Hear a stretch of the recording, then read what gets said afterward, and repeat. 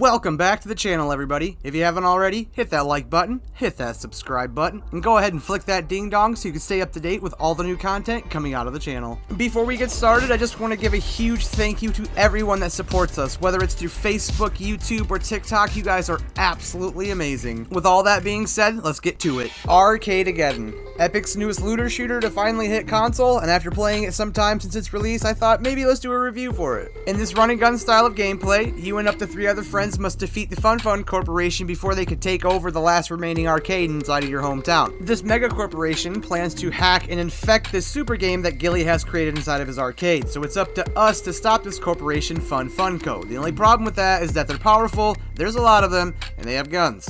But soon enough, so will you, and many other ways to defeat the endless horde of virus-stricken enemies. It sounds like an easy enough task, but it's really not going to be. After the introduction of Gilly and they show you how to play the game, they put you into a run that has about 2 to 3 stages, and it is an absolute cakewalk compared to what is about to happen. I'm not saying that it's an overall hard game, but once you start cranking up the difficulty and you start getting up there in stages, it does start to get really hard. Your first few runs in the game, they are going to be rough. You're only going to start with a pistol and a bat, but luckily the game provides you with a few different things to basically get the ball rolling. Scattered throughout each and every map, you got your different rarities of chests. You got your blue, your purple, and your gold, each containing hopefully better items than what you already have. I say hopefully because we all know that that normally doesn't happen that way. And you can find red chests, but you do only get those for completing the boss challenges. It's not only good guns that you need to be on the lookout for. Inside of chests and breakable boxes, you can find things called hacks. They're more or less just buffs to your character. They too follow the rarity system, white being the most common, gold being legendary. Now, chests and breakable boxes aren't the only way for you to obtain new guns and new hacks. Inside of each run, there's a place that I like to call the safe zone. Inside of the safe zone, you can do many different things. You can heal yourself, you can buy ammo, guns, and hacks, you can change the difficulty of the run as well as the ability you have, and fight your own teammate if you're running anything higher than solo. That's right, I said it, you can fight your own teammate. It's really just smaller versions of the PvP mode that already exists inside of the game, and the winner does receive a reward. Now at times, Arcadegeddon can feel a bit grindy,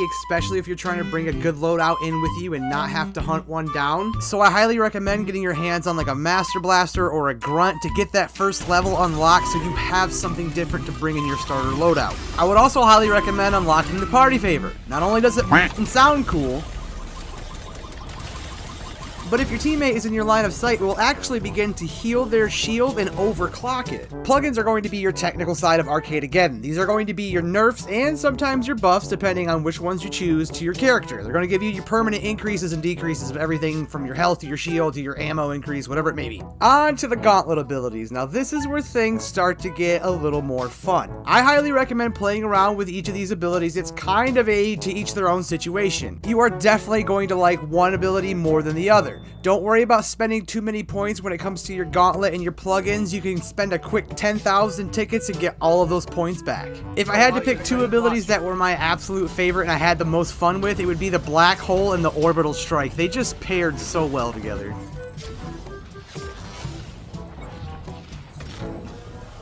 Fun to watch, isn't it? If you're running solo in the earlier stages, I highly recommend this chunky boy of a summoning right here. To unlock your gauntlet abilities and your plugins, as well as upgrade your plugins, you're going to need these tokens. And the quickest way to get these is to level up, and the fastest way to level up is to complete the challenges from the NPCs around the main player hub. I love the NPC designs, by the way. Real EDM nightclub meets Osmosis Jones. This one right here is probably my favorite out of all of them. It gives me that Nuka Girl from Fallout 76 sort of vibe. And it's not just the NPCs at the main player hub, the bosses in this game are very well designed too.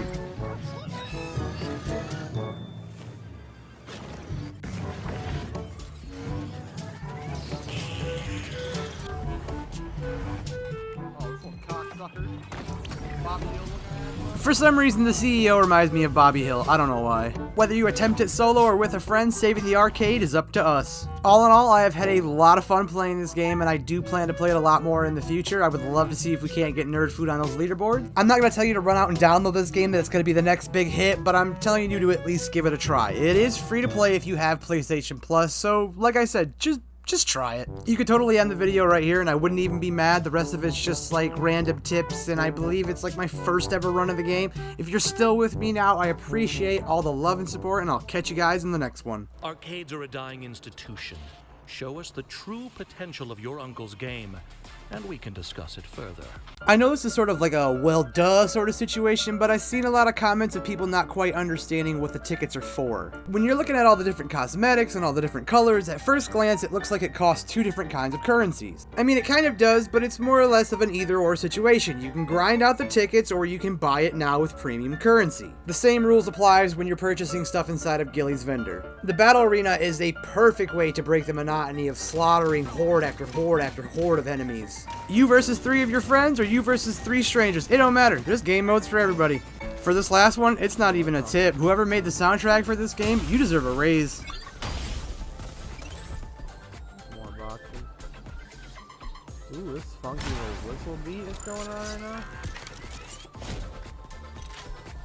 I'm kind of fucking with this game, bro. I like how it fucking looks, to be honest with you.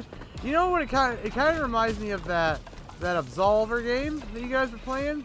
Like, it's not like super high, like, you know, fucking crazy graphics, but it's good enough to like work. It's low budgety, but also not low budgety. Right.